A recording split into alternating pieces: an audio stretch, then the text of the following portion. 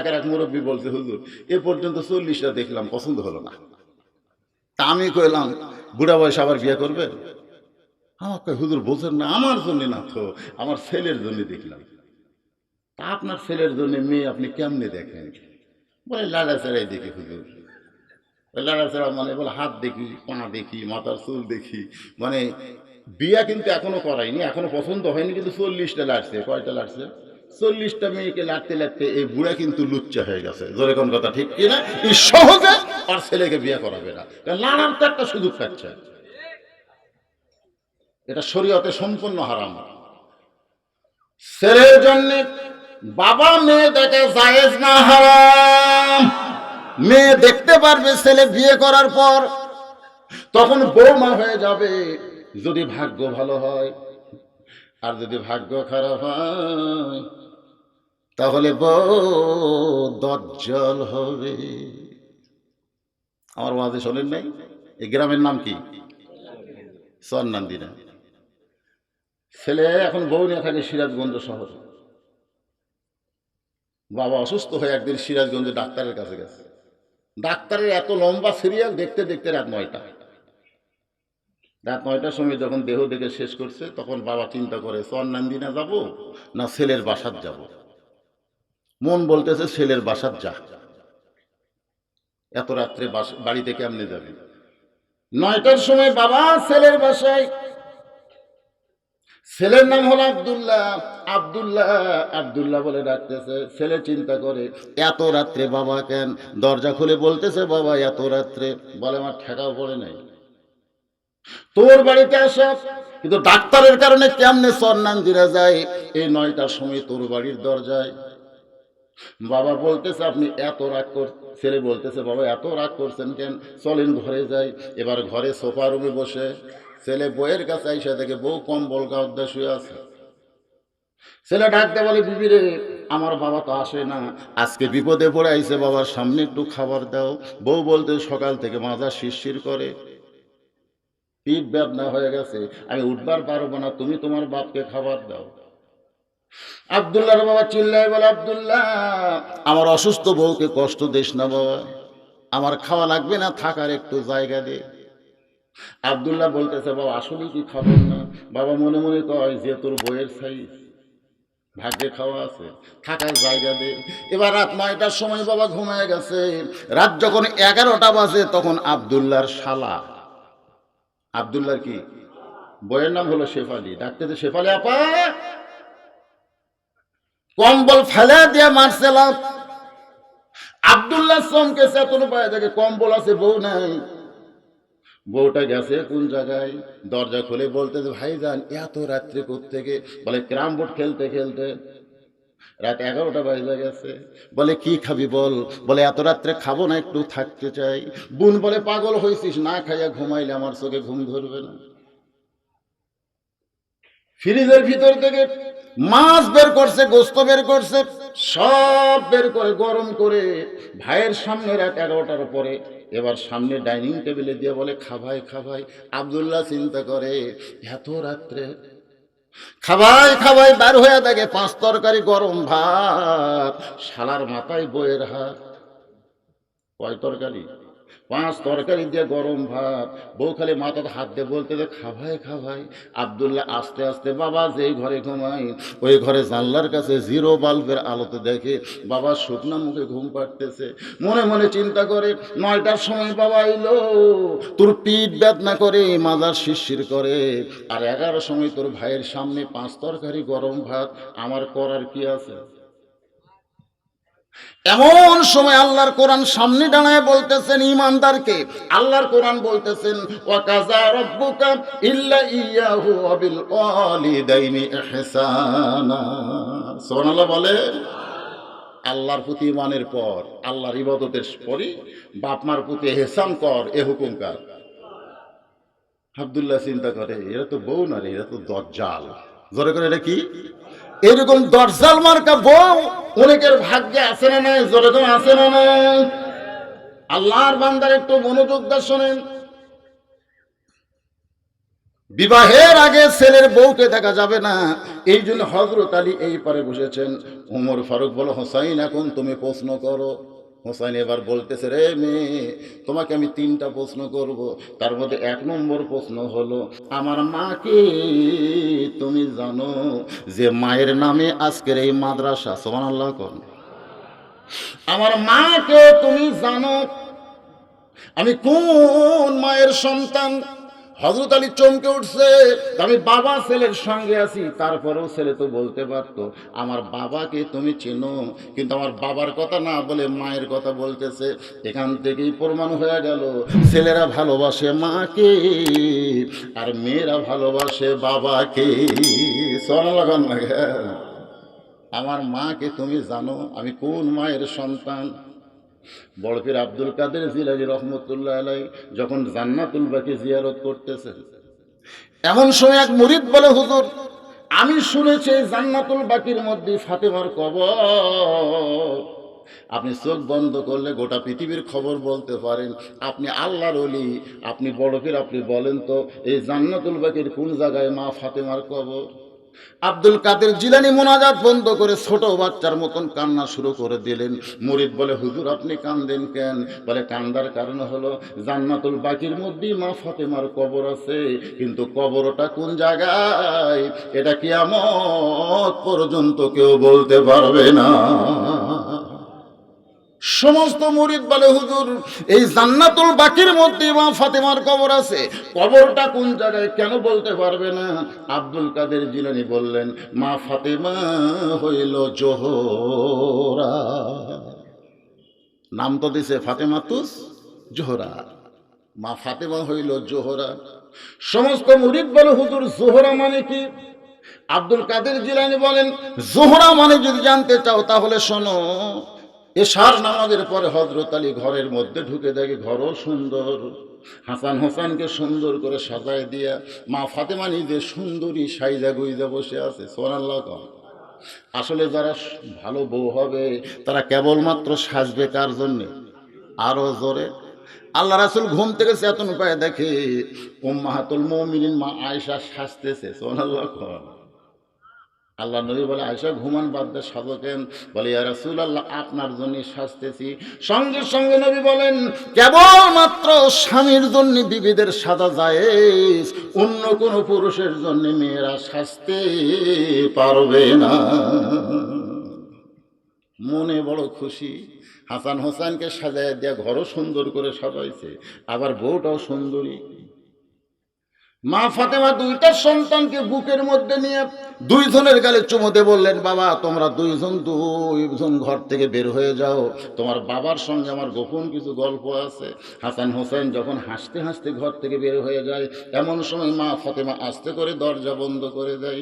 হযরত আলী খুশি হইয়া 2খানা হাত বইয়ের দিকে বাড়ায়। ফাতেমা বলে, স্বামী গো, আর কোনোদিন সন্তানকে সাজাতে পারবো না, আর কোনোদিন সুন্দর করে ঘর সাজাতে পারবো না, আর কোনোদিন আমিও সাজতে পারবো না, কারণ আজকে গভীর রাত্রে আমার মৃত্যু হবে।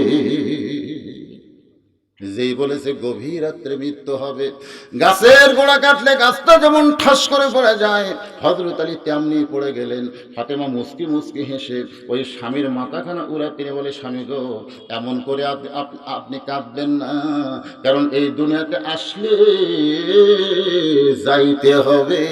প্রত্যেকটা ইমানদারের বিশ্বাস করা দরকার, এই দুনিয়াতে আসলে, আরো জোরে কম, আশাটা গুরুত্ব না যাওয়া গুরুত্ব? আসার কোনোই গুরুত্ব নাই, কিন্তু যাওয়াটা গুরুত্ব দেওয়া লাগবে। আল্লাহ বলেছেন, ওয়ালা তামুতুন্না ইল্লা ওয়া আনতুম মুসলিমুন। ভাইজান, যারা এখানে আমরা বসে আছি, যে কোনো সময় আমাদের মৃত্যু হবে, যে কোনো সময় আমার মৃত্যু হবে, এই চিন্তা আমার করা লাগবে। চাষটায় বসে গল্প করি, উমুকের ফাঁসি হলো, উমুকের ফাঁসি হলো, উমুকের ফাঁসি হবে, উমুকের ফাঁসি দিয়ে আমরা চিন্তা করি, জোরে কোন কথা ঠিক কিনা? কিন্তু আমার যে মৃত্যু হবে এই চিন্তা হলো সবচাইতে বড় ঈমান। এখানে এসেছেন বাড়ির যাওয়ার জন্যে, মন ছটফট করে কি করে না? জোরে কোন করে? যে বাড়িতে যাবেন শান্তি নাই তো। এই আপনার চর নান্দিনার বাড়ি পছন্দ হয় না, সিরাজগঞ্জ শহরে একটা বাড়ি করছে, টেকার গরমে আর সিরাজগঞ্জের বাড়ি পছন্দ হয় না, ঢাকাতে একটা বাড়ি করছে। ঢাকাত বাড়ি করে সবাইকে মোবাইল করে বলতে যে ভাই আমার জীবন সার্থক, আমার যা চাওয়া সব পূরণ হয়ে গেছে। সিরাজগঞ্জের বাড়ি ছেড়ে ঢাকার বাড়ির দিকে রওনা দিয়েছে। মতিঝিলে বাড়ি, ওই যে বিল্ডিং দেখা যায়, কি খুশি, চকচক করতেছে। 20 গজ দূরে বাসা, গাড়ি থেকে নামছে, বাসার দিকে যাচ্ছে। ইতিমধ্যে আজরাইল সামনে এসে বলে চ যাই। কোথায়? দুনিয়ার বাড়ি বানাইতে বানাইতে তুই জান্নাতের কথা ভুলে গেছিস। তোর যে জান্নাতে বাড়ি আছে এ কথা তোর মনেই নাই। অথচ আব্দুল আলিম অনেকদিন আগে গানে গানে কইছে, এপারে তোর বসত বাড়ি, ওই পারে তোর বাসা। সবাই বলেন গুনাহ হবে না? এপারে তোর বসত বাড়ি, ওই পারে তোর বাসা। বাজান, দুনিয়ার বাড়ি হলো বসত বাড়ি, আর জান্নাত হলো আমাদের বাসা। সেই জান্নাতের কথা ভুলে গিয়ে আমরা দুনিয়ার বসত বাড়ি নিয়ে পাগল হয়ে যায়। একটু মনোযোগ দিয়ে শোনেন। সঙ্গে সঙ্গে মেয়েটা কাঁদতে কাঁদতে বলে, হোসাইন আপনার মাকে আমি চিনি। সুবহানাল্লাহ জোরে কার। ওমর ফারুক চমকে উঠছে, জিহ্বায় কামড় দিছে। হোসাইন প্রশ্ন করলো, আমার মাকে তুমি জানো? আর মেয়েটা উত্তরে বলতে, হোসাইন আপনার মাকে আমি চিনি। ওমর ফারুক জিহ্বা কামড় খাইছে। 3 প্রশ্নের উত্তর তো দূরের কথা, প্রথমটাই আউট হয়ে গেল। কারণ প্রশ্ন করলো কি আর উত্তর দিল কি। কিন্তু হযরত আলী ছোট বাচ্চার মতন কাঁদতেছে, আর হোসাইন মুস্কি মুস্কি হাসতেছে। এক উত্তর শুনে 3 বিচারক 3 রকম। একজন জিহ্বা কামড় খাইছে, একজন মুস্কি মুস্কি হাসতেছে, আর একজন কাঁদতেছে। যিনি কাঁদতেছে তার নাম কি? হযরত আলী চোখের পানি নিয়ে মনে মনে কয়, আমি ফাতেমাকে চিনতে পারি নাই, আর তুই কেমনে চিনবি? আমি স্বামী হয়েই চিনতে পারি নাই, আর তুই কেমনে চিনবি? আসলেই তো তাই, নিজের বউকে সবচাইতে বেশি চেনে কে? স্বামী। জোরে কন কে?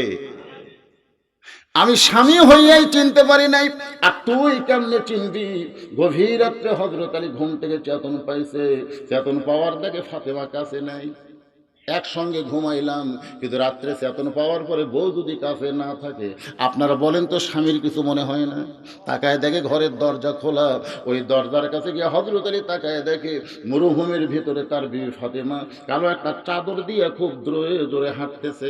হযরত আলী চমকে যায়, এই গভীর রাত্রে আমার বউটা এভাবে চাদর মাথায় দিয়ে কোথায় যাবে? নিশ্চয়ই তার বাবার কাছে। মনের মধ্যে সন্দেহ হয়েছে, নিশ্চয়ই তার বাবার কাছে। আমার বিরুদ্ধে হয়তো কিছু বলতে যায়, দেখি কি বলে। আজকে আমি সব জানতে চাই। নিরাপদ দূরত্ব বজায় রেখে হযরত আলী ফাতেমার পেছনে পেছনে রওনা দেয়। আল্লাহর নবী যে ঘরে ঘুমাইতেছে, ওই ঘরের জানলার পাশে ফাতেমা দাঁড়ায় বলে, বাবা আমি কোনোদিন আপনার কাছে গভীর রাত্রে আসিনি বাবা, আমি আজকে বাবার জানলায়, মেহেরবানি করে একটু ঘরের দরজা খুলে দেন। সঙ্গে সঙ্গে নবী দরজা খুলে দেয়। যেই মাত্র দরজা খুলে দিয়েছে, ফাতেমার দরজাতে ঘরের ভিতরে ঢোকার সঙ্গে সঙ্গে হযরত আলী জানলার কাছে কানটা লাগায় আছে, দেখি আমার বিরুদ্ধে কি কয়। নবী বলতে যে, ফাতেমা তুই একা একা ঘরে কেন ঢুকলি মা? আলীকেও ঘরের মধ্যে নিয়ে আয়। সুবহানাল্লাহ। হযরত আলী জানলার কাছে চমকে উঠছে। আমি জানলার কাছে, নবী কেমনে জানলো? এটা নবী জানে নাই। একজন বাবা হিসাবে বিয়ে দেওয়া মেয়ে যদি গভীর রাত্রে আসে, তাহলে অবশ্যই বলবে যে তুই কেন একলা আসলি, জামাই কোথায়? বলবে কি বলবে না? এই জন্য আল্লাহ নবী বলতেছেন, ফাতেমা তুই একাই কেন ঢুকলি? আলী কোন জায়গায়? ফাতেমা কান্দে বলে, বাবা আমি একা একাই আইছি বাবা, আপনার জামাইকে আনতে পারি নাই। কেন আমি যখন চেতন পাইছি তাকাই দেখি আপনার জামাই হাসান হোসেনের বাবা এত ঘুম পাড়তেছে, আমি তাকে ঘুম থেকে চেতন করা বেয়াদবি মনে করলাম। এই জন্য একা একা আইছি বাবা, একটু ঘরে বাতি জ্বলান। আপনি একটু ঘরে বাতি জ্বলান। আল্লাহ রাসূল বলে, ফাতেমা তুই তো একা একা আসলি মা, যদি আলী চেতন পায়, আর চেতন পায় যদি বউকে কাছে না পায়, তাহলে বলো কি হবে? ফাতেমা বলতেছে, বাবা ওই চিন্তা আপনি করবেন না, আল্লাহ আমাকে এমন একটা স্বামী দিয়েছে, আমাকে কাছে না পাইলেও সন্দেহ করবে না। আপনার তো সুবহানাল্লাহ কইলেন, কিন্তু সন্দেহ করে ব্যান আছে কোথায়? এ জোরে কোন কোথায়?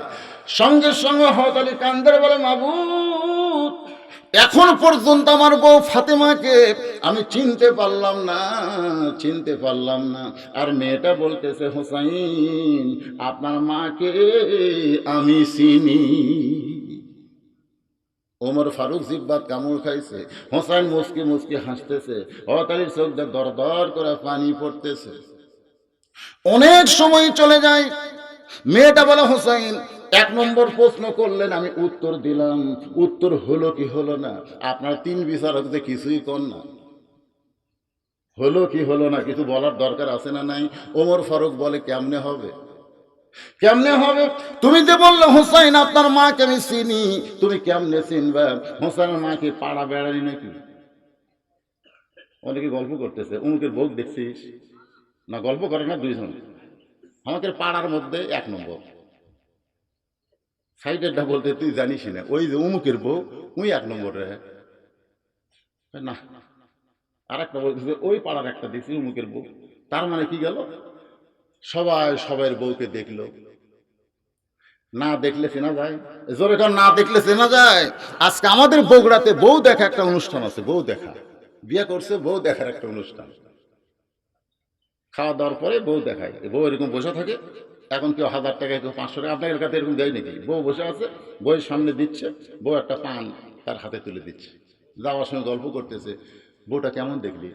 নাকটা সেই রকম, আর মুখের ঢব্বারে গোলাপ ফুলের মতো, বউটা ভালোই পছন্দ। এরকম দেখা বউ দেখেছে 50 জন। রাত্রেবেলা শোষে, ওই 50 জনের মধ্যে 10 জনের ঘরত ওই বউ স্বপ্নে গেছে। এদিন থেকে বাংলাদেশের মেয়েরা পর্দার মধ্যে ঢুকবে, একটা যুবকের স্বপ্ন দোষ হবে না, ধর্ষণ তো দূরের কথা, স্বপ্ন দোষ বন্ধ হয়ে যাবে। দলের কথা ঠিক কিনা? খালি ধর্ষণ বন্ধ করলে হবে না, এই স্বপ্ন দোষও বন্ধ করা লাগবে। একটা ছেলে ভালো নেই, সব ছেলের চেহারা কেমন দেখা যায় একটু মনোযোগ দিয়ে শোনেন। ওমর ফারুক বলতেছেন তুই কেমনে চিনবি মা? সঙ্গে সঙ্গে মেয়েটা বলে হোসাইন আপনার মায়ের চোখের ভুরু জোড়া ছিল, আপনার মায়ের বাম গালে কালো একটা তিল ছিল, থুতুনির তলে লাল একটা দাগ ছিল। আলী কান্দের বলে মা যা বলছিস বলছিস মা, আর বলিস না, এই জায়গায় একজন পর পুরুষ রয়েছে। সুবহানাল্লাহ, মারাত্মক ফতুয়ার কথা। যা বলছিস বলিস মা, আর বলিস না, এ জায়গায় একজন পরপুরুষ আছে। আপনারা বলেন তো এই 3 জনের মধ্যে পরপুরুষকে? আরো জোরে। হযরত ওমর সম্পর্কে নবী বলেছেন আমার পরে কেউ যদি নবী হতো লাউকানা ওমর, তাহলে হযরত ওমরকে নবী বানানো হতো। চিন্তা করে দেখেন, যেই ওমর নবী হওয়ার যোগ্য, আর সেই ওমর যদি পরপুরুষ হয়, তাহলে মুরিদের বইয়ের কাছে পীর কোন পুরুষ? আর কথা কয় না, মুরিদের বইয়ের কাছে পীর সাহেব কোন পুরুষ? আমার তো পরপুরুষ, আমার বাবা। ওরা তোর বাবা? কত বাবা নামছে আমার দয়াল বাবা। আমার দয়াল বাবা কেবলা কাবা, আয়না কারিগর, আয়না বসাইয়া দিল কলবের ভিতর। ও বাবা খাজা বাবা, ও বাবা দয়াল বাবা। আপনাদের এই এলাকায় দয়াল বাবা আছে? খাজা বাবার দল নাই? দয়াল বাবার দরবারেতে কেউ ফিরে না, এরকম আছে না নাই? যেরকম আছে না নাই? একটু মনোযোগ দিয়ে শোনেন। আপনি নিজে ধ্বংস হয়েছেন, বউটাকে নষ্ট করেন না। কোনো বউকে পীরের কাছে মুরিদ দেওয়া লাগবে না, স্বামী যদি নেয় তালি হবে। কারণ সাহাবী ইয়াসার যখন ঈমান গ্রহণ করলো, ঈমান গ্রহণ করার পরে আল্লাহ নবীকে বললেন ওগো নবী, আমার বউ সুমায়া একটু ঈমান গ্রহণ করতে চায়, আমি কি আপনার কাছে আনবো? আল্লাহ রাসূল বললেন বাল্লিগু আন্নী ওয়ালাউ আয়া, তুমি যে ঈমান গ্রহণ করেছো এই দাওয়াত তুমি তোমার বউয়ের কাছে দাও, আমার কাছে আসা লাগবে না। ইয়াসার বলে হুজুর আপনি তো আল্লাহর নবী, আপনার কাছে আমার বউ আসলে অসুবিধা কি? আল্লাহ নবী বললেন আমি শুধু নবী না, আমি হলাম একজন স্বামী, আমি শুধু স্বামী না, আমি হলাম একজন বাবা। হয়তো তোমার বউ আমার কাছে আসলে কিছুই হবে না আমি নবী বলে, কিন্তু লাকাদ কানা লাকুম ফি রাসূলিল্লাহি উসওয়াতুন হাসানা, নবীর আদর্শ উত্তম আদর্শ। এইটা কতগুলো ভণ্ড দলিল দিয়ে বলবে। নবীর কাছে যদি সাহাবীর বউ যাওয়া জায়েজ থাকে, তাহলে পীরের কাছে মুরিদের বউ কেন যাবার পারবি না, এজন্য তোমার বউ আমার কাছে আনা লাগবে। কি পীর, তুই মুরিদ নিছিস, তুই এত পাইলি, তোর বউকে পাবি না? যা তোর বউকে মুরিদ দেবো, যা। মুই পাগলা হয়ে আছে বউ কথা, মেয়ে মানুষ তো এক পাও বেড়ে আছে।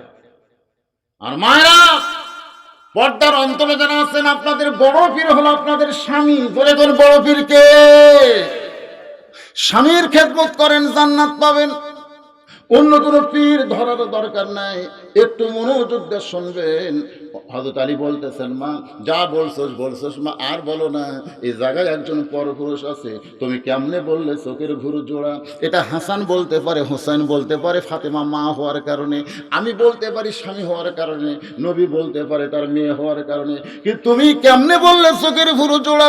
তুমি কেমনে বললে ডান গালে কালো একটা তিল ছিল, থুতুনির তলে লাল একটা দাগ ছিল? মেয়েটা বলতে তো, হোসাইন, ওই রোমের জেলখানার মধ্যে যখন আমি বন্দি ছিলাম, শুধু বন্দি ছিলাম না, আমার ওপর নির্যাতন করা হচ্ছিল। সকালবেলা 3টা করে চাবুক মারতো, বিকালবেলা 3টা করে চাবুক মারতো। ওই চাবুকের আঘাতে জর্জরিত হয়ে আমি বেহুশ হয়ে পড়ে যেতাম। একদিন আমি আল্লাহকে বললাম, মাবুদ তুমি আছো আসমানে, আমি আছি জেলখানায়। আল্লাহ, আমার তো এই দুনিয়াতে কেউ নাই, এই কষ্ট যে আমি সহ্য করি, আল্লাহ তুমি কেমনে দেখো আমি বুঝি না। আল্লাহ গো, আর কষ্ট সহ্য করতে পারি না, ইমানের কারণে এত কষ্ট হয়, আর সহ্য করতে পারি না।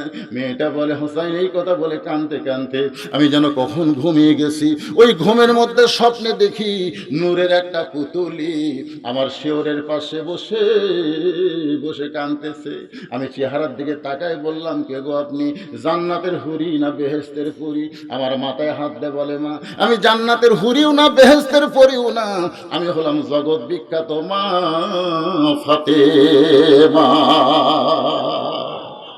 আমি চোখের দিকে তাকায় দেখি ভুরু তার 2টা জোড়া, বাম গালে একটা তিল দেখতে পাই, আর থুতনির তলে লাল একটা দাগ দেখতে পাই। সঙ্গে সঙ্গে হোসেন বলে, রে মেয়ে, আমার 1 নম্বর প্রশ্নের উত্তর যেমন আশা করেছিলাম, তার চাইতে তুমি 100 গুণ সুন্দর দিয়েছো। ওমর ফারুক বলে, আলী ভাই, আমার ঘটকালি আল্লাহ কবুল করেছে। হোসেন বলতেছে, এত সহজ না, 3টা প্রশ্নের উত্তর না দিলে আমি বিবাহ করব। আপনারা বলেন তো, কবরে গেলে আমাদের প্রশ্ন হবে কয়টা? 1 প্রশ্নের উত্তর কিন্তু সবাই পারবে। হিন্দু কোন, খ্রিস্টান কোন, বৌদ্ধ কোন, নাস্তিক কোন, যা কোন, 1 প্রশ্নের উত্তর সবাই পারবে। কারণ ঠেলার থলে যে হিন্দুরাও আল্লাহ কয়, এটা আমি নিজের চোখে দেখছি। কাজীপুর পৌরসভার মধ্যে আমার গাড়ি থুয়ে ওই পার মাজনা বাড়ি, যৌবনের ওই পার মাজনা বাড়ি আমার মাহফিল। আমাকে বললো, হুজুর নৌকায় যাওয়া লাগবে। আমি কইলাম, ভাই ছোট নৌকা হবে না, কিন্তু ভয় লাগে। তোকে ঠিক আছে হুজুর, লঞ্চ আনতেছি। বড় নৌকা নিয়ে আসলো, নৌকার মাঝখানে বিছনা করে দিল, হুজুর আপনি এখানে বসেন। 100 যাত্রী নৌকায়। নৌকা যখন যমুনার মাঝখানে, আসমানে কালো মেঘ করলো, হঠাৎ বাতাস শুরু হয়ে গেল। বাতাস যখন শুরু হলো, ওই নৌকায় 2জন হিন্দু ছিল। ওই 2টা হিন্দু আমার কাছে এসে বললো, হুজুর কিছু একটা করেন। আমি বললাম, এত মুসলমান থাকতে কে হলো না?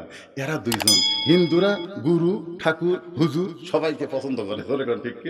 আমার কাছে হুজুর কিছু একটা করেন। আমি কি করবো? বলে, আজান দেন। আমি বললাম, আজান দিলে কি হবে? আপনি জানেন না? এরকম বিপদ আসলে মুসলমানের মুয়াজ্জিন আজান দেয়, 1বার দিলে কমে, 2বার দিলে ভালো হয়ে যায়। আমি তখন কইলাম, তোমাকে ভগবানের খবর কি? হুজুর যে কি কয়, ঠেলাত করে ভগবান আছে। উপায় নাই রে, উপায় নাই রে, উপায় নাই, আল্লাহ ছাড়া বাঁচার কোনো উপায় নাই। সবাই বলেন, উপায় নাই রে, উপায় নাই রে, উপায় নাই, আল্লাহ ছাড়া বাঁচার কোনো উপায় নাই। লা ইলাহা ইল্লাল্লাহ, জোরে লা ইলাহা, লা ইলাহা ইল্লাল্লাহু মুহাম্মাদুর রাসূলুল্লাহ সাল্লাল্লাহু আলাইহি সাল্লাম। ওমর বলে, হোসাইন তাহলে 2 নম্বর প্রশ্ন করো। হোসাইন বলতেছে, আমার 2 নম্বর প্রশ্ন হলো ইকরার বিল লিসান তাসদিক বিল জানান আমল বিল আরকান। আপনারা কি মনে রাখছেন না ভুলে গেছেন? ইন্নামাল মুমিনুন আল্লাযীনা, মুমিন কারা সেটা বোঝানোর জন্য বলতেছে, একটু মনোযোগ দেন। 2 নম্বর প্রশ্ন হলো, রে মেয়ে তুমি 6 বছর বয়স ঈমান গ্রহণ করছো। আমার প্রশ্ন হলো, তোমার বাবা খ্রিস্টান, তোমার দাদা খ্রিস্টান, তোমার দেশের সকলেই খ্রিস্টান, ওই খ্রিস্টান দেশে তুমি ঈমান নামক মহামূল্যবান নিয়ামত কেমনে পাইলা? এখান থেকে একটা ফতোয়া নেওয়া লাগবে। মুসলমানের কাছে সবচাইতে নিয়ামতের দাম কি? সবচাইতে বড় নিয়ামতের নাম কি? আরো জোরে। ঈমান নামক মহামূল্যবান নিয়ামত তুমি কেমনে পাইলা? তুমি বলেছো তোমার দাদা খ্রিস্টান, তোমার বাবা খ্রিস্টান, তোমার দেশের সবাই খ্রিস্টান, তাহলে ঈমান তুমি কেমনে পাইলা? এটাই হলো আমার 2 নম্বর প্রশ্ন। মেয়েটা বলতে, হোসাইন আমি ঈমান কেমনে পাইলাম এটা যদি জানতে চান তাহলে শোনেন, আমি দুনিয়ার সাধারণ ঘরের কোনো মেয়ে না। আমার দাদা হলো রোম সম্রাট কাইসার। সুবহানাল্লাহ কোন? আমি রোম সম্রাট কাইসারের নাতনি। আমার দাদা অন্দরমহলে ঢুইকে বিকাল বেলায় আমারে বলতেছে, ও নাতনি ভাই আজকে রোমের রাজ দরবারে খেলা হবে, তুই কি খেলা দেখতে যাবি? আমার বয়স হলো তখন মাত্র 6 বছর। ওই 6 বছর বয়সে আমি দাদার সঙ্গে খেলা দেখতে আসলাম। খেলা দেখতে এসে দেখে আমার দাদার সিংহাসনের পাশে আমার জন্য ছোট্ট একটা চেয়ার সেট করে রাখছে। ওই চেয়ারে যখন বসে বললাম, দাদু ভাই খেলা দেখার কথা বলে আপনি আমারে নিয়ে আসলেন, খেলা কোন জায়গায়? আমার দাদা বলে, ওই যে তাকায় দেখ। মেয়েটা বলে, হোসাইন আমি তাকাই দেখি কালো কাপড় দিয়ে একটা মানুষের 2টা চোখ বেঁধে রাখছে। আমি তাকায় দেখি তার 2টা হাত লোহার শিকল দিয়ে আটকানো। আমি তাকায় দেখি তার 2টা পা লোহার শিকলে আটকানো। আমি বললাম, দাদু ভাই খেলা দেখার কথা বলে নিয়ে আসলেন, কিন্তু আপনি যে দেখাইতেছেন একটা মানুষকে আমি দেখতে পাই। আমার দাদা বলে, নাতনি রে তুই ছোট্ট মানুষ, তুই বুঝিস না, ওটা মানুষ না রে, ওইটা মানুষ না। আমি তখন বললাম, দাদা মানুষের মতোই তো দেখা যায়, তাহলে মানুষ না ওইটাকে? আমার দাদা বলতেছে, ওইটা হলো মুসলমান, ওইটা হলো মুসলমান। এই কথার দ্বারা আমার দাদা বুঝাইলো মুসলমান কোনো মানুষ নয়। আজও গোটা পৃথিবীতে খ্রিস্টান বলেন, ইহুদি বলেন, এমনকি ভারতের দাদা বাবুরা বলেন, এরা কিন্তু মুসলমানকে মানুষ মনে করে না। জোরে কোন কথা ঠিক কি না? ভাইজান আজকে ভারতের সঙ্গে আমাদের কোনো আপোষ নাই। হয়তো বলবেন, হুজুর যুদ্ধের সময় ওরা আমাদের কি ছিল? প্রতিবেশী হয়ে আমাদের সহযোগিতা করেছে।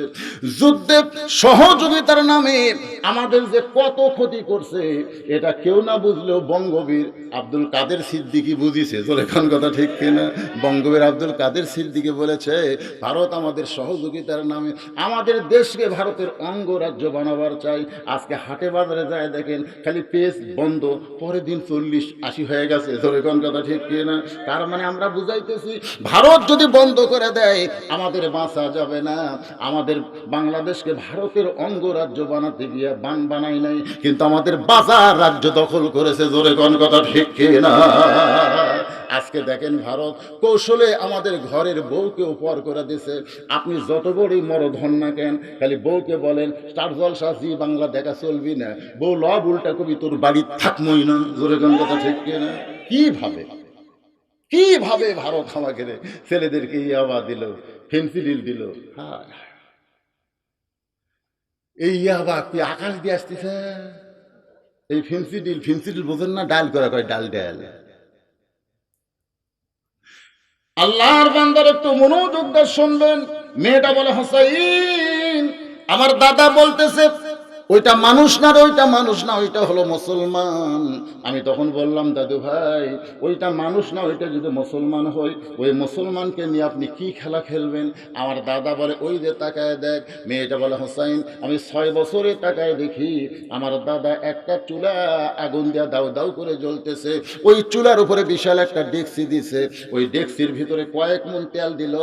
ওই আগুনের গরমে তেলগুলো টকবক টকবক টকবক করতেছে। আমি বললাম, দাদু ভাই উত্তপ্ত তেলের মধ্যে ওই মুসলমানকে নিয়ে কি খেলা খেলবেন? আমার দাদা বলে, নাতনি রে ওই উত্তপ্ত তেলের মধ্যে মুসলমানকে ছেড়ে দিব, মুসলমান পুড়ে মরে যাবে। আজকের খেলার নাম হলো মুসলমান মারার খেলা।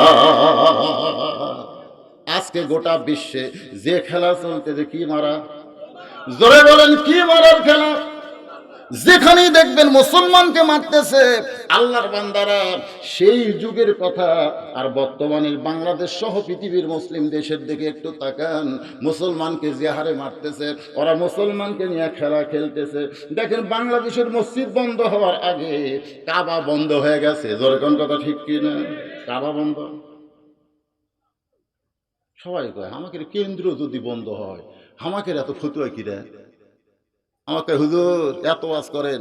আর করোনা রোগ যখন আসলো কাবাই না বন্ধ, এবার হজ করবার যাওয়ার পারছে, এত এখন পারছে,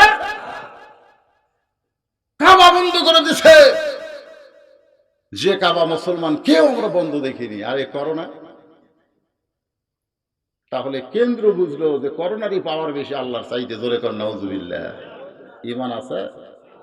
আল্লাহর বান্দার একটু মনোযোগ দিয়ে শুনবেন। মুসলমানদের নিয়ে কাফের বেঈমানরা খেলতেছে। এক সময় আমেরিকার একজন সাংবাদিক, আমেরিকার প্রেসিডেন্ট বলল যে বাংলাদেশকে কি আপনারা ধরবেন না? বলে বাংলাদেশকে আমরা অনেক আগেই ধরছি।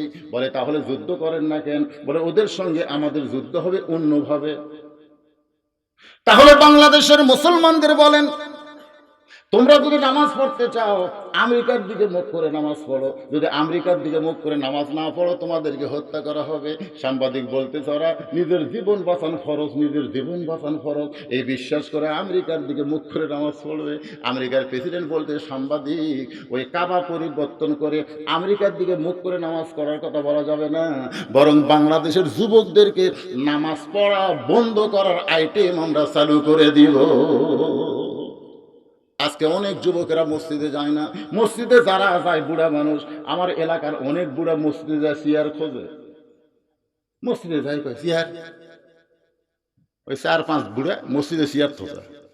ওরা হেঁটে হেঁটে মসজিদে যায় আর যাই শরীরে বল পাই না বাবা, শরীরে বল পাই না বাবা, চেয়ার নিয়ে বসে। আমি আপনাদেরকে বলতেছি মসজিদে কোনো চেয়ার চলবে? জোরে কোন চলবে? লা ইকাল্লিফুল্লাহু নাফসান ইল্লা উসাহা। আল্লাহ বলেছেন তোমার কষ্ট হবে, এমন কিছু আমি তোমাকে চাপাই দেই নাই। তুমি সিয়ারে নামাজ যদি পড়তে চাও বাড়িতে পড়ো, তোমার জন্য জামাত না, জামাতে নামাজ পড়া যেমন ওয়াজিব, কাতার সোজা করাও তেমন ওয়াজিব। জোরে কোন কথা ঠিক কিনা? তুমি সিয়ারে যখন বসো কাতার সোজা করতে গেলে পায়ের গোড়ালি গোড়ালি মিল করা লাগবে। তো সিয়ারে বসলে তোমার পা গেল কোথায়? আর কাতারে যদি ফাঁক থাকে তাহলে সেই কাতারের কোনো সওয়াব আল্লাহ দিবে না। তাহলে সিয়ারে যে বসছে ওই ওই জায়গায় কাতার ফাঁক। তা আপনারা কি সুস্থ মানুষ চান যে একটা অসুস্থ চেয়ারওয়ালার কারণে আমার জামাতের সওয়াব বন্ধ হয়ে যাবে? এটাকে আপনারা চান? এজন্য যারা সুস্থ মানুষ চেয়ার দেখলে চেয়ার ভাঙবেন, সওয়াব পাবেন। তুমি হেঁটে হেঁটে মসজিদে যাও, যে চেয়ারত বসো আল্লাহর সঙ্গে আর কি মারো, নামাজ পড়াও যেমন ফরজ, নামাজের দাঁড়ানো তেমন ফরজ। জোরে কোন কথা ঠিক কিনা? কুম লিল্লাহি কানিতিন। আল্লাহ বলেছেন দাঁড়াও লিল্লাহি, আল্লাহর জন্য। কানিতিন মানে আনুগত্য নিয়ে। চেয়ারে বসলে আনুগত্য হয়? এ জোরে কোন হয় নাকি? এইভাবে যদি আপনার কিছু না করেন, একদিন দেখবেন মসজিদ চেয়ার দিয়ে ভরে গেছে। সবাই মনে করবে পারে রুকু সেজদা করতে একটু কষ্ট হয় পারে। হ্যাঁ ভাইজান, যৌবন বয়সে নামাজ ধরতে হবে। আপনি অন্য ইবাদত বলে হজ করেন, যাকাত দেন, তারপর আপনি রোজা করেন, এটা যে বয়সে করেন করেন, কিন্তু নামাজ এইটা বুড়া বয়সে চলবে না। কারণ রাসূল বলেছেন 7 বছর থেকে নামাজের তালিম দাও, 10 বছর থেকে জোর করে নামাজ ধরাও। একথা আছে না নাই? জোরে কোন আছে না নাই? হ্যাঁ, এ কথা কি আছে যে 7 বছর থেকে হজের তালিম দাও, 10 বছরে জোর করে হজ করাও? আছে? এ জোরে কোন আছে? রোজার কথাও নাই, কিন্তু নামাজের কথা আছে। একটু মনোযোগ দিয়ে কথাগুলো শুনবেন। মেয়েটা বলে হোসাইন, আমি তখন আমার দাদাকে বললাম দাদু ভাই, এই মুসলমানকে উত্তপ্ত তেলের মধ্যে ফেলে দিয়ে হত্যা করার খেলা কি বন্ধ করা যায় না? ও দাদা, আমি ছোট হওয়ার কারণে আমার দাদার কাছে বললাম দাদু ভাই, এই মুসলমানকে হত্যা করার খেলা কি বন্ধ করা যায় না? আমার দাদা বলল অবশ্যই বন্ধ করা যায়।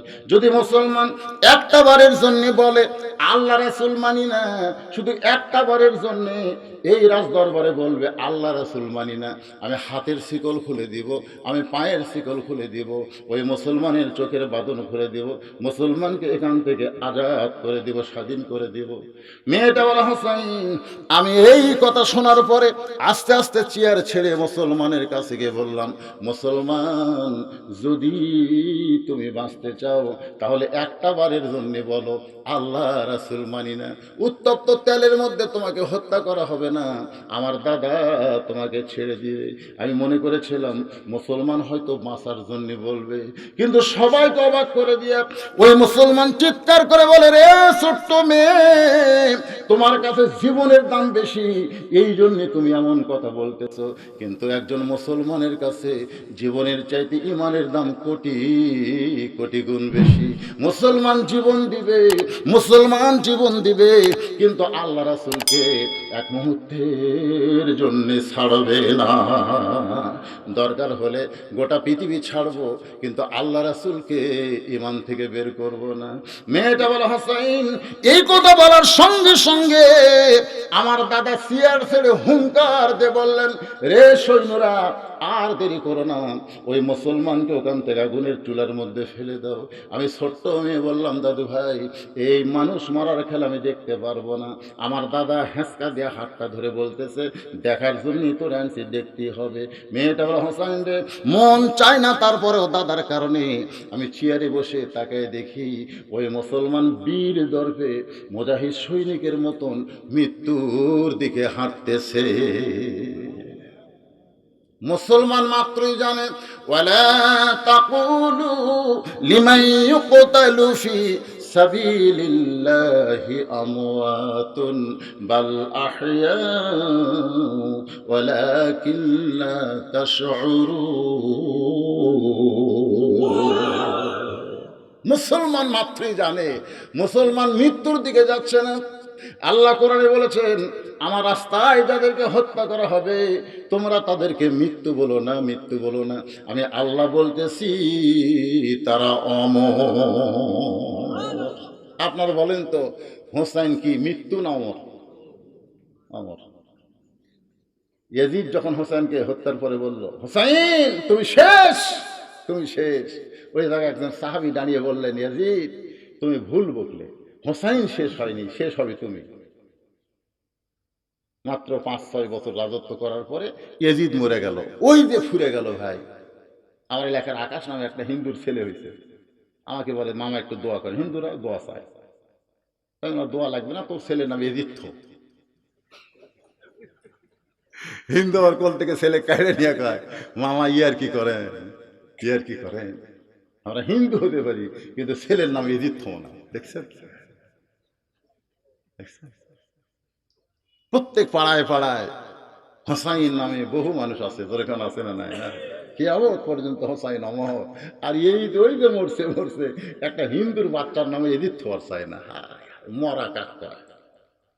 আজকে বাংলাদেশে হোসেনের দলকে যারা হত্যা করতেছে, মনে করতেছে এরা শেষ হয়ে গেল, শেষ হবে না, এরা কিয়ামত পর্যন্ত মানুষের অন্তরে থাকবে। ধরে কারণ ঠিক কিনা?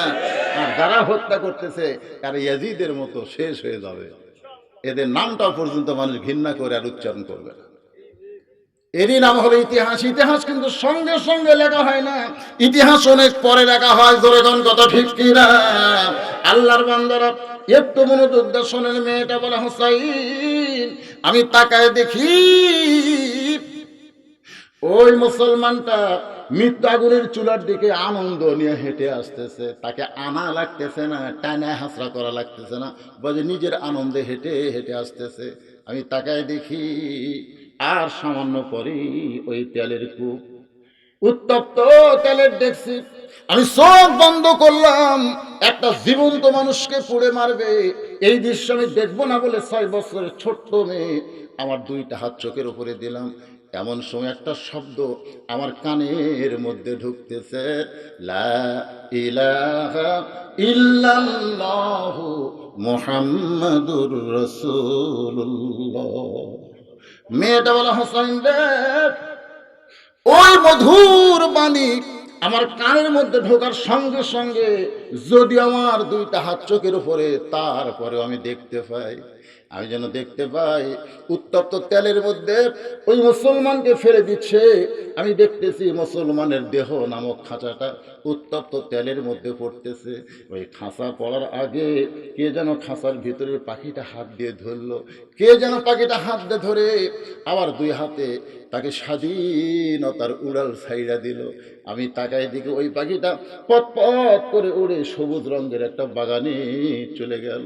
আমি এইটা দেখার পর আমি এক দৌড়ে চলে গেলাম।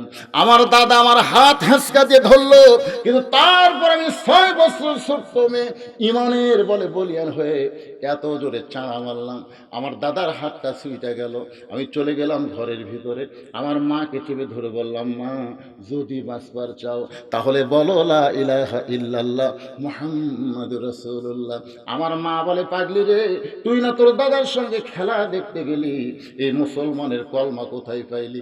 এই কলমা বন্ধ কর মা, এই কলমা যদি তোর দাদা শুনতে পায়, তোর বাবা শুনতে পায়, তাহলে তোকে হত্যা করবে, নির্যাতন করবে।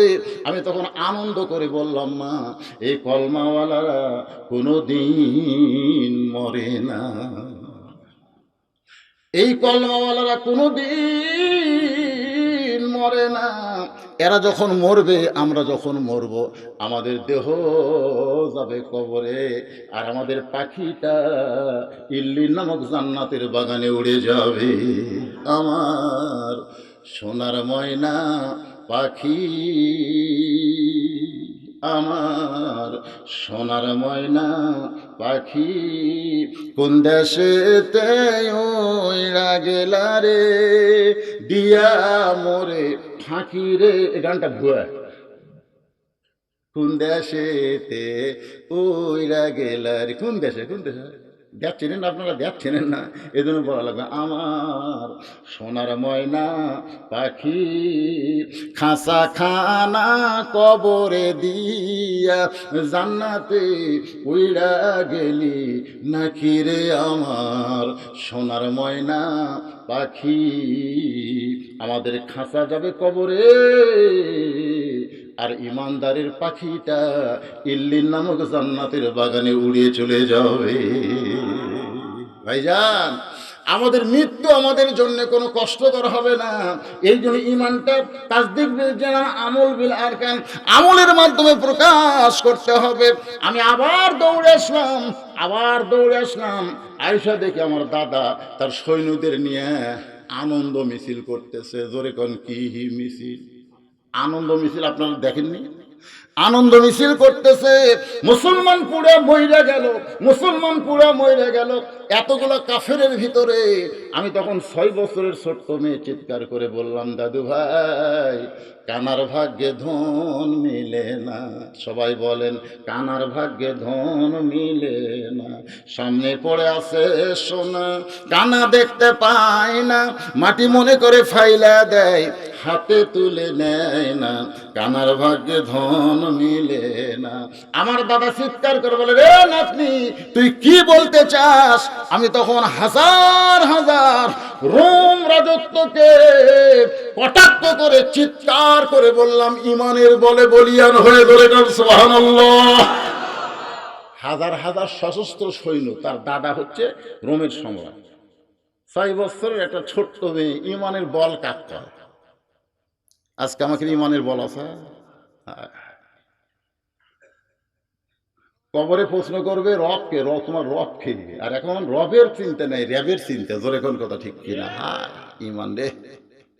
মেয়েটা বলে, 6 বছরের ছোট্ট মেয়ে হোসাইন। চিৎকার করে বললাম, দাদু ভাই তোমরা কানা বলে তোমরা বলতেছো মুসলমান মরে গেছে। আমি নিজের চোখে দেখছি দাদা, মুসলমান মরে নাই, মুসলমান এখন জান্নাতে ঘুরে বেড়ায়। আমার দাদা বলতেছে, নাতনি রে, রে নাতনি তুই আমার নাটকে হয়ে মুসলমানের পক্ষে কথা বলিস কেন? আমি তখন চিৎকার করে বললাম, লা ইলাহা ইল্লাল্লাহু মুহাম্মাদুর রাসূলুল্লাহ। মেয়েটা বলে, হোসাইন, এভাবেই আমি 6 বছর বয়স ঈমান গ্রহণ করেছি। হোসেন চিৎকার করে বলে, রে মেয়ে, 2 নম্বর প্রশ্নের উত্তর আমি যেমন আশা করেছিলাম তার চাইতে তুমি 1000 গুণ সুন্দর দিয়েছো। ওমর ফারুক বলে, আলী ভাই, আমার ঘটকালি আল্লাহ কবুল করেছে। হোসাইন বলতেছে, এত সহজ না, 3টা প্রশ্নের উত্তর দিলে করব বিয়া, নচেত আমি বিবাহ করব না। ওমর ফারুক বলে, হোসাইন, তাহলে 3 নম্বর প্রশ্ন করো। এবার হোসাইন 3 নম্বর প্রশ্ন করার আগ দিয়া আমি আপনাদের নিয়ে যাব মা ফাতেমার কাছে। স্বামীর মাথাটা উরাতের উপরে নিয়ে বলে, স্বামী গো, এমন করে আপনি কাঁদবেন না, এমন করে আপনি কাঁদবেন না, আসলে যাইতে হবে। ওগো স্বামী, আমি দুনিয়া থেকে বিদায় নেওয়ার আগে আপনার কাছে 3টা জিনিস আমি চাইবো, আপনি কি আমারে দিবেন না? আলী কান্দার বলে, ফাতেমা, দুনিয়ার জীবনে গরিব ছিলাম বলে তুমি কিছুই চাইলা না, কিন্তু মরে যাওয়ার রাতে তুমি কি চাও ফাতেমা? আমি যখন মরে যাব, আমার লাশটা আপনি রাত্রেবেলায় দাফন করবেন, রাতের অন্ধকারে মৃত্যুবরণ করব, আর দিনের আলোতে আমাকে কবর দিবেন, এটা চলবে না, রাতের অন্ধকারই আমাকে কবর দেওয়া লাগবে। আমার 2 নম্বর চা হলো, আমার জানাজার জন্য আপনি হুন্য হয়ে ব্যবস্থা করবেন না, আমি মরে গেলে গোপনে আপনি আমার জানাজা করবেন। আলী কান্দার বলে, ফাতেমা, তুমি নবীর কলিজার টুকরা, তোমার মৃত্যুর খবর শুনলে 1,00,000 মানুষ তোমার জানাজায় হাজির হবে, তুমি কেন গোপনে জানাজা করতে কও? ফাতেমা বলে, স্বামী গো, 1,00,000 মানুষ হাজির হইয়া আমার কি লাভ হবে? তারা যদি সবাই বলে ফাতেমা ভালো, আর আপনি যদি বলেন আমার বউ ভালো না, ওই 1,00,000 মানুষের দোয়া দিয়া ফাতেমার 1 তিল পরিমাণ লাভ হবে না। ওগো স্বামী, দুনিয়ার সব মানুষ যদি বলে ফাতেমা খারাপ, আমার কোনো অসুবিধা নাই, তাহলে আপনি যদি বলেন আমার বউ ভালো, এক স্বামীর সার্টিফিকেটে ফাতেমার জন্য 8টা জান্নাতের দরজা আল্লাহ খুলে দিবে। এখান থেকে আমার মায়েদের শিক্ষা হলো, মা, দুনিয়ার তাম মানুষ আপনাকে ভালো বলুক এইটা আপনি চাবেন না, আপনার স্বামী ভালো কিনা এটা আপনাকে দেখতে হবে। আপনার স্বামী যদি ভালো কয় তাহলে আপনার আর কোনো চিন্তা। কিন্তু আমাকে এগুলো ল উল্টা কি কয়, সবাই আমার ভালো কয়, তাহলে তুমি আমার দেখতে পারো না, মাঝে মধ্যে আমার ডাউ, সবাই ভালো কয়, তাহলে তুমি তুমি তুমি আমি একদিন বউকে বলছিলাম, তুমি কি ওভার ডিউটি করো নাকি? বউ রাগ করে বলো, ওভার ডিউটি কি? ওভার ডিউটি হলো স্বামী বাদ দেয় অন্য কারো কাছে। না, উজুবিল্লে কথা কেন করেন? তাহলে আমি তোমার খারাপ কবার, সবাই তোমার ভালো কয়, তার মানে কি?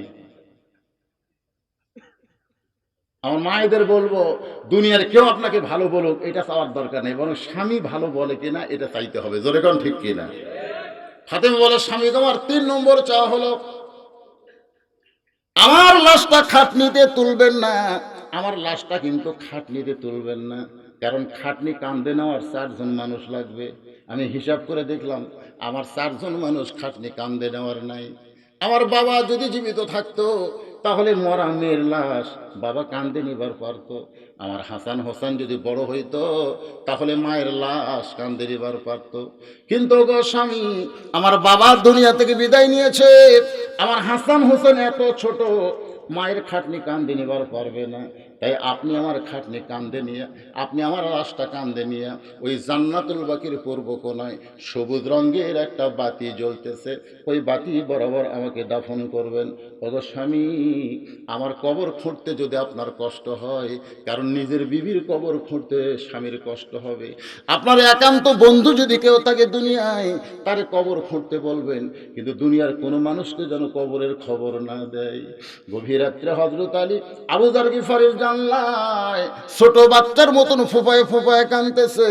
আবু যার গিফারি চমকে গেল, এত রাত্রে কে কান্দে?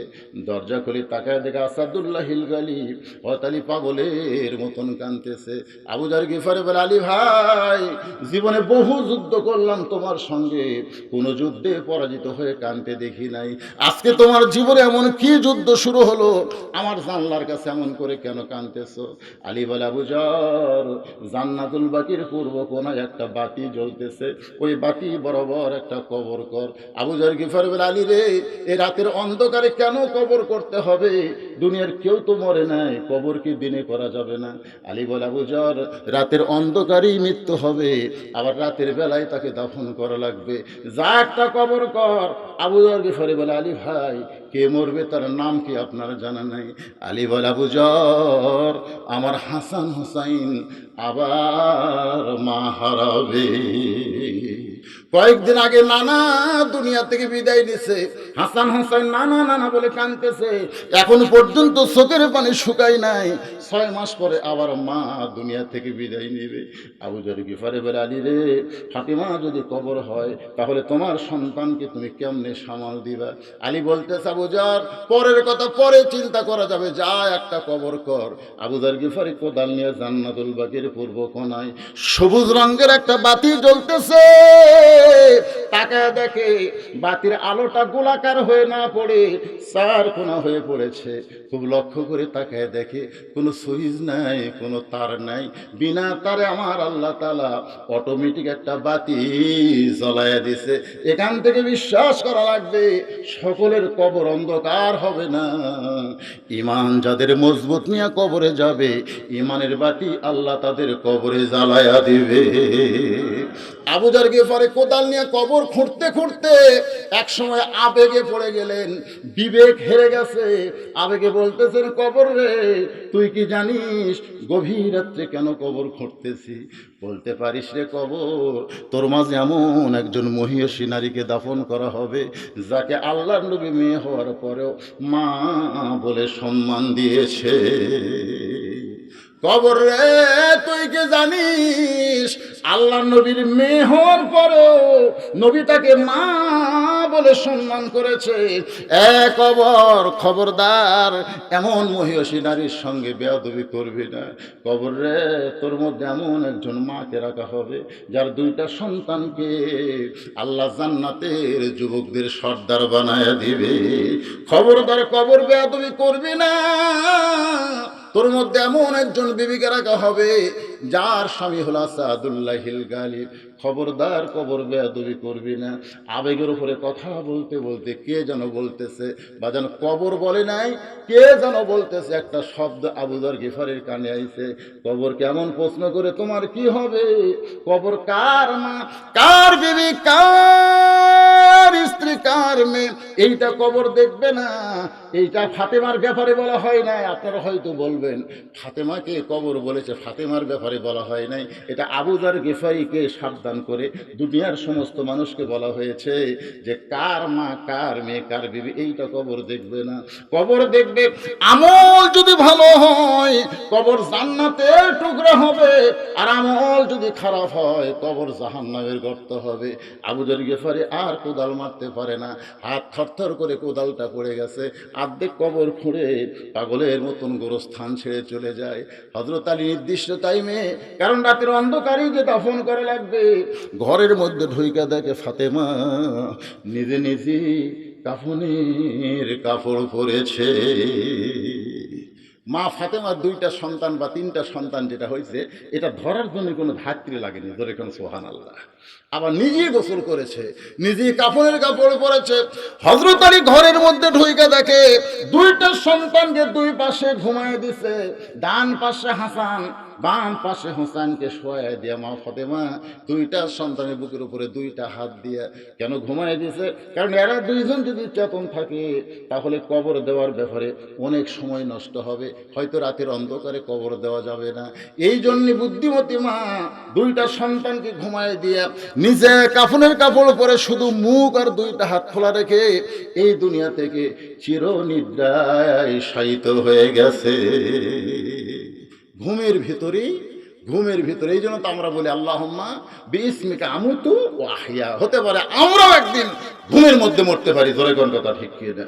হযরত আলী 2 ছেলের মাঝখান থেকে ফাতেমাকে কাঁধে করে নিয়ে ওই জান্নাতুল বাকির পূর্ব কোনায় সবুজ রঙের বাতির কাছে দাফন। বাজান গো, আমার মায়েরা বোনেরা যারা পর্দার অন্তর আছেন, একটু মনোযোগ দিয়ে কথাগুলো শুনবেন। এবার ওমর ফারুক বলে, হোসাইন 3 নম্বর প্রশ্ন করো, 3 নম্বর প্রশ্ন করো। হোসাইন এবার 3 নম্বর প্রশ্ন করবে। আল্লাহর বান্দারা 3টা প্রশ্নের মধ্যে 2টা হয়ে গেছে। এখন 3 নম্বর প্রশ্ন শুনতে সহজ, কিন্তু উত্তর বড় কঠিন লাগবে ভাইজান। আপনারা একটু মনোযোগ দিয়ে শোনেন। হোসেন বলতেছে, আমার 3 নম্বর প্রশ্ন হলো, বিবাহের পরে আমার সঙ্গী তোমার থাকতে হবে। এটা এটা প্রশ্নের উত্তর দাও কি? থাকবই তো। হলো আমাদের বাংলাদেশে বিবাহের পরে বেশি না বিবাহের আগে বেশি? কম। বিবাহের আগে দেখবেন 14ই ফেব্রুয়ারি পালন করতেছে, তুমি আমার জীবন, তুমি আমার মরণ। যে বুয়ে হয়ে গেছে আর কোনো ধার ধারণা। মুসলমান যারা হবে, বিবাহের আগের কোনো কথা নাই, বিবাহের পরে আমার সঙ্গী তোমার থাকতে হবে। যেই মাত্র বলেছে এমন প্রশ্ন, মেয়েটা ফোফায় ফোফায় কাঁদতেছে। ওমর ফারুক বলে, মা সহজ 2টা প্রশ্ন করলো, তুমি উত্তর দিয়ে দিলে। কঠিন 2টা প্রশ্ন করলো, তুমি উত্তর দিয়ে দিলে। আর সহজ প্রশ্ন করেছে, বিবাহের পরে আমার সঙ্গী তোমার থাকতে হবে। যাকে তুমি বিয়ে করতে চাও সেই হোসেনের সঙ্গে বিয়ের পরে থাকবে। এই কথা বললে তোমার কি হয়, কান্দো কেন? মেয়েটা বলে, হোসাইন ওই রোমের জেলখানার ভিতরে আমাকে যখন শেরদিল কারারক্ষী সকালবেলা চাবুক বিকালবেলা চাবুক মারে, ওই চাবুকের আঘাতে একদিন বেহুশ আমি ঘুমিয়ে যাই। ওই ঘুমের ঘরে আমি স্বপ্নে আপনার নানা আল্লাহর নবীরে দেখতে পাই। রোমের জেলখানার ভিতরে আপনার নানা আল্লাহর নবীকে আমি দেখতে পাই। আপনার নানা আমার কাছে বলতেছে কোরআন থেকে, ইন্নাল্লাযীনা, পড়েন সকলে, ইন্নাল্লাযীনা ক্বালু রাব্বুনাল্লাহু সুম্মা ইসতাকামু তাতানাজ্জালু আলাইহিমুল মালাইকা আল্লা তাখাফু ওয়ালা তাহজানু ওয়া আবশিরু বিল জান্নাতিল্লাতী কুনতুম তুআদুন। রে রোম সম্রাট কায়সারের নাতনি, এই রোমের জেলখানার মধ্যে এত নির্যাতন, এত নির্যাতন, এরপরেও তুমি ঈমান হারা হও নাই। কলিজার মধ্যে ঈমান কেমন জায়গা দিয়েছো। তাসদিক বিল জানান, আমি নবী হয়ে তোমার কাছে সুসংবাদ দিয়া দিলাম, তুমি যখন মরে যাবে আল্লাহ তোমার জন্য 8টা জান্নাতের দরজা খুলে দিবে।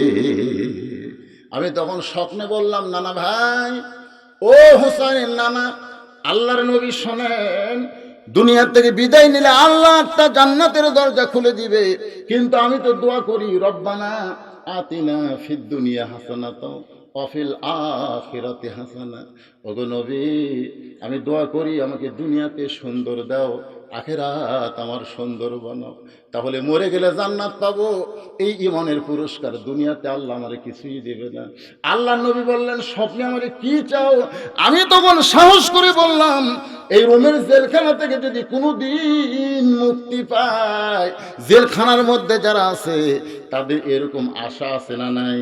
জেলখানার মধ্যে যারা আছে তারাও কিন্তু এরকম আশা করে, যদি কোনোদিন মুক্তি পায় তাহলে কি হবে বাজান?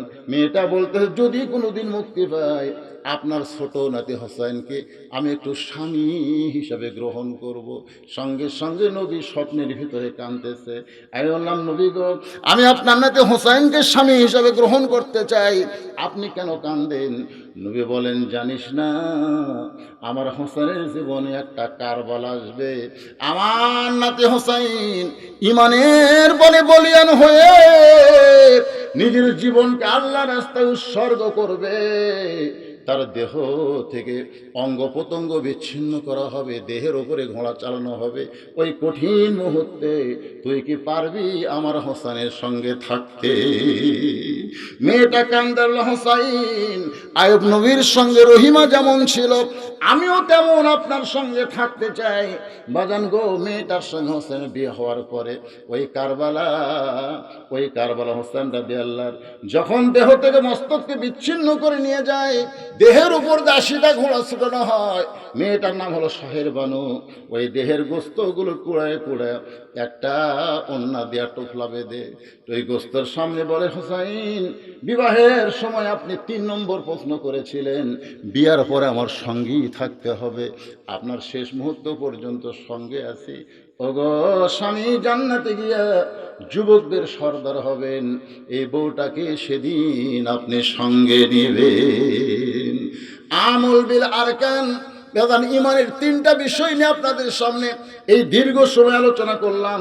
এই আলোচনা শোনার পরে আমাদের ইমান কি একটু বাড়ে নাই? আমরা বাতিলের সঙ্গে আপোষ করতে পারি না। আল্লাহ ছাড়া অন্য কারো কাছে মাথা নত করব না। আল্লাহ বলতেছেন, ইন্নামাল মুমিনুনা আল্লাযীনা, মুমিন কারা? কারা মুমিন? মুমিন তো তারাই ইজা যুকিরাল্লাহ, যখন তাদের সামনে আল্লাহর জিকির হয়, আল্লাহর ওয়াজ হয়, আল্লাহর ওয়াজ হয়, এতক্ষণ পর্যন্ত জিকিরটা হলো ওয়াজিলাত কুলুবুহুম, অন্তরের মধ্যে একটা কম্পন তৈরি হবে। ওটা বসা করতেছেন কেন? আয়াতের কেবল অর্থের দিকে যাচ্ছি। শেষ শেষ একবারে এতগুলো উঠলেন কেন? কি রাত 12টা হয়ে গেছে নাকি? দেরি আছে তো, এখনো 7 মিনিট দেরি। 11টা 53 বাজে। আল্লাহ সুবহানাল্লাহ, বুঝতেই পারি না। আপনাদের যে বসার সাইজ এমন ভাবে শুনতেছে মনে হয় কেবল রাত 10টা বাজলো। সুবহানাল্লাহ কবেন না? ইজা যুকিরাল্লাহ, যখন আল্লাহর জিকির করা হবে, আল্লাহর আলোচনা করা হবে, কোরআন থেকে ওয়াজ করা হবে, ওয়াজিলাত কুলুবুহুম, তখন তাদের অন্তরের মধ্যে কম্পিত হবে, অন্তর থরথর করবে। ওয়াইজা তুলিয়াত আলাইহিম আয়াতুহু, যখন কোরআন থেকে তাদের সামনে আয়াত তেলাওয়াত করা হবে, জাদাতুহুম ঈমানান, আল্লাহ তাদের ঈমানকে বাড়ায়া দিবে। কোরআনের আলোচনা শুনলে ঈমান বাড়ে না কমে? আপনাদের ঈমানের খবর কি? বাড়তেছে? আরে আল্লাহ পাক আমাদের ঈমানকে বাড়ায় দিবে। যে ওয়াজটা শুনলাম ভাইজান, আমি আপনাদের কাছে বেশি কিছু চাবো না, বেশি কিছু না। এই যে মহিলা মাদ্রাসা, যে মা বোনদের উপরে হেদায়েতুল ওয়াজ করলো, আমি ওয়াজ করলাম দীর্ঘ সময়, আপনারা 3.5 ঘন্টা আর 1.5 ঘন্টা, আমার 2 ঘন্টা, এই আমার 2 ঘন্টা একটু বেশি ওয়াজ শুনলেন। এতে যে ঈমান বাড়লো, সেই ঈমান বাড়ার উপর আমি আপনাদের কাছে যে কোরআন থেকে আলোচনা করলাম এত সময়, সেই কোরআনটা বিক্রি করব মাত্র 100টা কোরআন। এই খাতুনে যান 13টা হলেই 50। হিবিন্নাকা হামিদুম মাজিদ। ওই যে 12টাতে বাদ আছে, আল্লাহুম্মা বারিক আলা একজনই দিয়ে দিব, মুহাম্মাদ। 12টা দিয়ে দিব। নাম কি তার? আজাদ, আজাদ মিয়া, আজাদ মিয়া। এই যে আমি বলছিলাম এক সময় 38টা হয়েছে আর 12টা হলে 50 হয়। ওই সময় আজাদ মিয়া শুনে একাই 12টা কোরআন শরীফ দিবে। মারহাবা, মাশাআল্লাহ, একাই 12টা কোরআন শরীফ বাবদ 6000 টাকা। আমি বলবো যে কোরআন শরীফ যেন আপনি কিনে না নিয়ে আসেন, কারণ আপনি জানবেন হাফেজি মাদ্রাসার কোরআন আলাদা, কোরআন একই কিন্তু ছাপাটা হিফজের জন্য সহজকে আলাদাভাবে ছাপানো হয়, নুরানি কোরআন। তো এই জন্য টাকা 6000 দেওয়া লাগবে। কথাটা বুঝলেন না? কোরআন মানে কোরআনের টাকা। এটা কে দিল? এই 1200 টাকা। আল্লাহ আল্লাহ পাক আমাদের সবাইকে কবুল করুক। আল্লাহুম্মা আমিন। আল্লাহুম্মা আনতাস সালাম ওয়া মিনকাস সালাম, তাবারাকতা ইয়া যাল জালালি ওয়াল ইকরাম। মাবুদ, কঠিন আলোচনার ভিতরে সহজ করে ঈমান নিয়ে আল্লাহ তোমার বান্দাদের সামনে, সেই মাগরিবের নামাজের পর থেকে রাত 12টা পর হয়ে গেছে, এই দীর্ঘ সময় মেহেরবানি করে আজকের মাহফিল আমাদের সকলের হেদায়েতের জন্য, নাজাতের জন্য, জান্নাতের জন্য কবুল করে নাও। আল্লাহ গো, শুরু থেকে শেষ পর্যন্ত যত আলোচনা হয়েছে এর মধ্যে যদি ত্রুটি হয়, ভুল হয়, মাফ করে দাও। এর যা হাদিয়া মঞ্জুর করো সোনার মদিনা নবী পাকের রওজা মুবারকে কবুল করে নাও। মদিনা কত সুন্দর নাম মদিনা। মদিনার মানুষটা যে কত সুন্দর, ইমানের হালে কেউ যদি নবীর চাঁদ ভরা মুখ, নুরানি মুখ একবার দেখতে পায়, তার জন্য আল্লাহ জাহান্নামের আগুন হারাম বানায়া দেয়। কত স্বপ্ন দেখেছি জীবনে, এমন একটা স্বপ্ন আমাদের দেখার তৌফিক দিও আল্লাহ, যেই স্বপ্নে নবীজির সোনা মুখ আমাদের নসিব হয়। তামাম আম্বিয়ায়ে কেরাম, আসহাবে কেরাম, তাবা তাবিন, গাউস কুতুব ওলি, পীর বুজুর্গানে দিন, তাম পৃথিবীর মাটির নিচে যত মুমিন মুমিনা শুয়ে আছে আল্লাহ সকল আরওয়াহ পরে হাদিয়া কবুল করে। মাবুদ, আমরা যারা হাত তুলেছি, আমাদের ভিতরে জনম দুঃখনী মা যাদের অন্ধকার কবরে চলে গেছে, আল্লাহ গো ওই মায়ের কবরটাকে জান্নাতের টুকরা কবুল করো। কি বলবো প্রসবের কথা, মা বিনে সেই ব্যথা কেউ তো বুঝিবে না।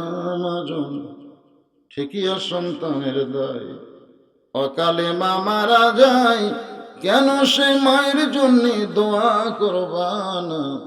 এমন দরদি ভবে কেউ হবে না আমার মা গো। এই দরদ আজকে যাদের কবরের ঘরে গেছে, আল্লাহ মেহেরবানি করে মায়ের কবর জান্নাতের টুকরা বানায় দাও। বাবার বাড়ি ঘর সবই আছে, আমি সহ আমরা যারা বাবা হারা এতিম হয়ে গেছি, আল্লাহ মেহেরবানি করে বাবার কবরকে জান্নাতের টুকরা কবুল করো।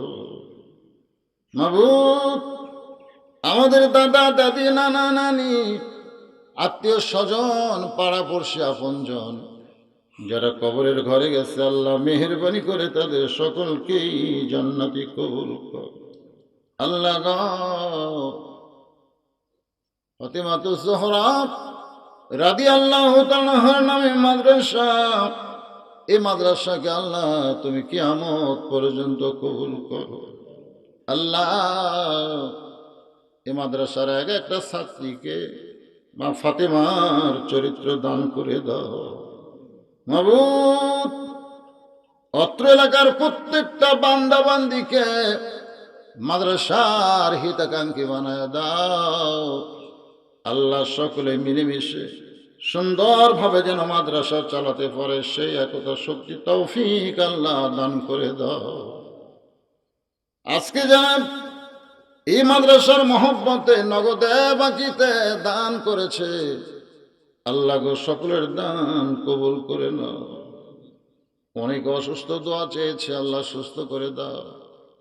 খাস করে মেহেরবানি করে আল্লাহ সিরাজগঞ্জের কৃতি সন্তান মরহুম নাসিম সাহেবকে আল্লাহ কবর জান্নাতের টুকরা কবুল করে নাও।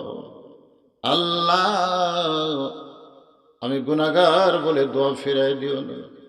এতগুলো মানুষের মধ্যে যার দুই কানাত পছন্দ হয়, সেই দুই হাতের ওসিলায় গোটা মাহফিলকে কবুল করো। আমার মায়েরা বোনেরা পর্দার অন্তরালে ছিল, আল্লাহ তাদেরকে পর্দা নিশে কবুল করো। ও মাবুদ, কত মানুষের জানাজার নামাজ পড়েছি, দুই হাতে কত কবরে মাটি দিয়েছি, দুই হাত দিয়া কত লাশ কবরে নামাইছি। একদিন আমরা সবাই মরে যাব, যেদিন আমাদের মৃত্যু হবে দিনটা যেন জুমার দিন হয়, মাসটা যেন রমজান মাস হয়। ইমানের সাথে ইজ্জতের সাথে দুনিয়া থেকে যেন বিদায় নিতে পারি, আল্লাহ কবুল করে। আজকের মাহফিলের সম্মানিত সভাপতি আমার ভাই আব্দুল মান্নান সাহেবকে আল্লাহ আপনি কবুল করেন। যেই যুবকেরা কষ্ট করে মেহনত করে এত সুন্দর জান্নাতের বাগান লাগাইছে, আল্লাহ সকল স্বেচ্ছাসেবককে জান্নাতি কবুল করে নি। ও ও মাবুদ, মেহেরবানি করে চর নান্দিনা গ্রামের উপরে রহমত বরকতের দরজা খুলে দি। হে আল্লাহ তাআলা, করোনা মহামারী থেকে গোটা বিশ্ব আল্লাহ হেফাজত করেন, কাজ করে মুসলমানদের হেফাজত করেন। আমার বাংলাদেশে করোনা ভাইরাস থেকে আল্লাহ আপনি হেফাজত করেন। সুবহান রাব্বিকা রাব্বিল ইজ্জাতি আম্মা ইয়াসিফুন ওয়া সালামুন আলাল মুরসালিন আলহামদুলিল্লাহি রাব্বিল আলামিন। আসসালামু আলাইকুম ওয়া রাহমাতুল্লাহি ওয়া বারাকাতুহু।